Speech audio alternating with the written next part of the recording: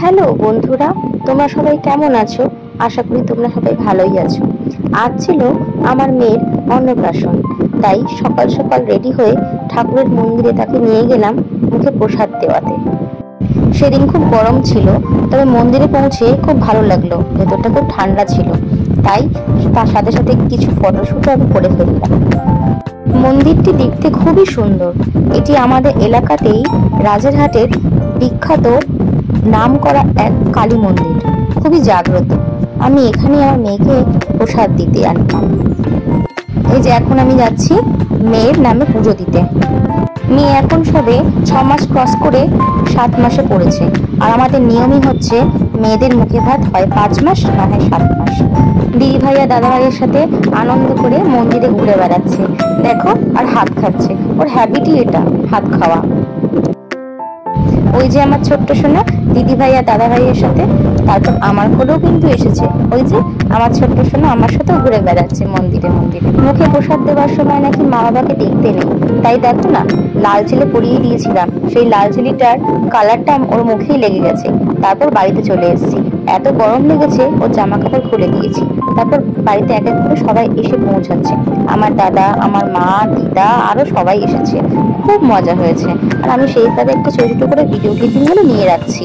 তারপর শুরু হচ্ছে আমার মেয়ের স্নান করানো। দেখো কি সুন্দর লাগছে আমার মেয়েকে। বড় করে সেভাবে কিছু করা হয়নি, তাই ঠাম্মি আর দিদুন মিলেই গায়ে হলুদ দেওয়া হচ্ছে, আর তার সাথে চলছে ফটোশুট। সবাই মিলে ওর ফটোগুলো তুলছে। ও যে কি সেলিব্রিটি নিজেকে ভাবছে তার তো বলাই বাহুল্য। আর দেখো কিরম কাঁদো কাঁদো মুখ করে সবার দিকে তাকাচ্ছে, আবার হেসেও ফেলবে ফুক করে। ওই যে দেখো ফুক করে হেসে দিয়েছে, আবার হলুদও মাখছে। ও ভাবছে বাবা, ঠাম্মি, দিদুন আর মাখিও না আমাকে হলুদ, অনেক হয়েছে, এবার তো আমি হলুদ হয়ে যাবো পুরো। তারপরেই চললো আবার কিছু ফটোশুট। এরপরেই ও ছপাক করে স্নান করতে ঢুকবে গামলার মধ্যে। ওই যে ওর গামলা জল রেডি হয়ে গেছে, আরো জলের দিকে একভাবে তাকিয়েই রয়েছে। কালারিং কালারিং ফুল দেওয়া রয়েছে না, ওটা দেখতেও খুব ভালোবাসছে, তাই যেটা তাকিয়েই রয়েছে।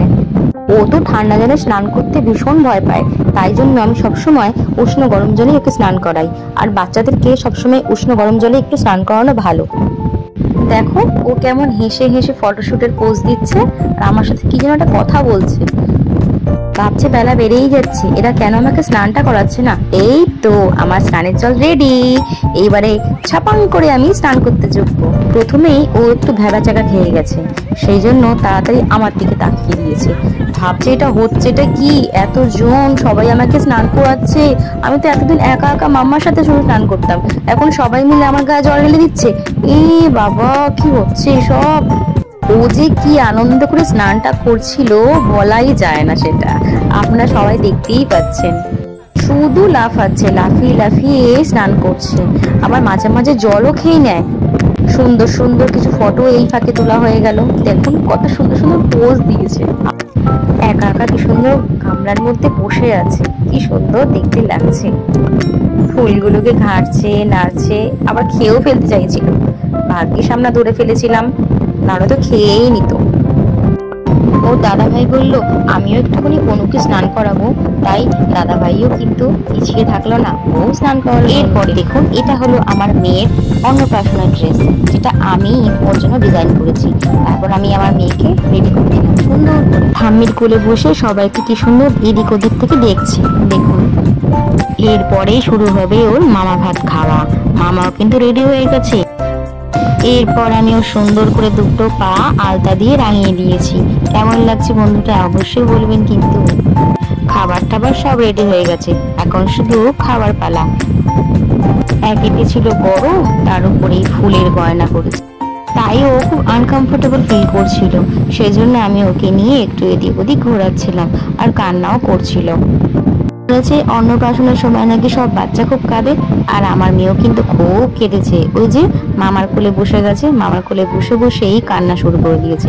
মামাও সাদা আর ভাগ্নিও সাদা। আর আমি ওর কান্না সামলাতে না পেরে আমি ওকে দুধ খাওয়ানোর চেষ্টা করছি। এমন কান্না কাঁদছে যে মামাও বুঝতে পারছে না যে সে কি করবে, কোনটা দেবে ওকে ওর কান্না থামানোর জন্য। শেষে কিছু বুঝতে না পেরে দুধের বোতলটাই ওকে খাইয়ে দিল। সবাই মামার হাতে প্রথমে ভাত খায়, আর আমার মেয়ে মামার হাতে প্রথমে দুধ খেলো। এত কাজ ছিল তাই মামা মালাটাই খুলে ফেললো, তাতে ও একটুখানি রিলিফ পেলো বটে, তবে কিন্তু কান্নাটা কমছে না। কত খেলনা দিয়ে কান্না থামানোর চেষ্টা করলাম, কিন্তু কোনোতেই কিছু লাভ হলো না।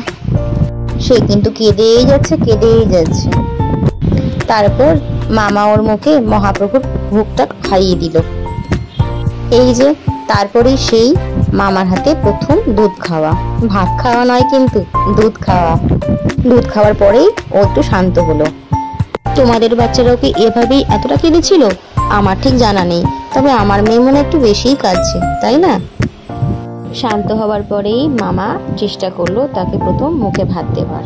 এই যে ভাত মাখছে সবকিছু দিয়ে, তারপরেই তার মুখে তুলে দেবে।